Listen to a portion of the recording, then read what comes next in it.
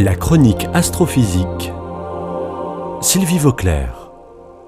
La Terre est née il y a 4,6 milliards d'années dans le sillage de l'étoile Soleil en compagnie des autres planètes du système solaire. Elle est née avec le Soleil dans un grand nuage de gaz de notre galaxie, au milieu de beaucoup d'autres étoiles, sans doute elles aussi entourées de planètes. Nous devons beaucoup aux étoiles qui ont existé avant la nôtre, car elles ont fabriqué, ces autres étoiles, les éléments dont nous sommes faits. Le carbone, l'oxygène et tous les oligo-éléments dont nous avons besoin pour vivre. À la fin de leur existence, elles se sont évaporées, ou bien elles ont explosé, car cela arrive des explosions d'étoiles. Elles ont alors rejeté ces éléments au sein des grands nuages de gaz qu'on appelle des nébuleuses. Et la Terre et le Soleil sont nés dans une nébuleuse qui possédait déjà ces éléments nécessaires à la vie. La Terre a donc 4,6 milliards d'années, et lorsqu'elle est née, l'univers existait déjà depuis 9 milliards d'années. Quant aux premières traces de vie, elles remontent à 3,8 milliards d'années.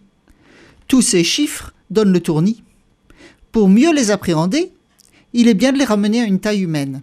Alors je vais vous proposer un petit exercice. Vous tendez les deux bras de chaque côté, index pointé vers l'extérieur, et vous vous dites « Ceci représente l'évolution de la Terre depuis sa naissance jusqu'à l'époque actuelle. » Ça y est? Vous êtes prêts? Nous allons d'abord matérialiser maintenant l'époque où les premiers signes de vie sont arrivés sur Terre sous forme de micro-organismes. Pour cela, vous partez du début, c'est-à-dire le bout de votre index gauche tendu, et vous suivez votre bras jusqu'au niveau de votre coude. Vous y êtes. C'est ici que commence la vie de sur Terre. C'est le début d'un long processus. D'abord les algues bleues dans l'océan, les bactéries un peu partout, la végétation, les premiers animaux. Pendant ce temps, un phénomène très important se produit, la transformation de l'atmosphère terrestre. Dans ses débuts, elle aurait été irrespirable pour des gens comme nous.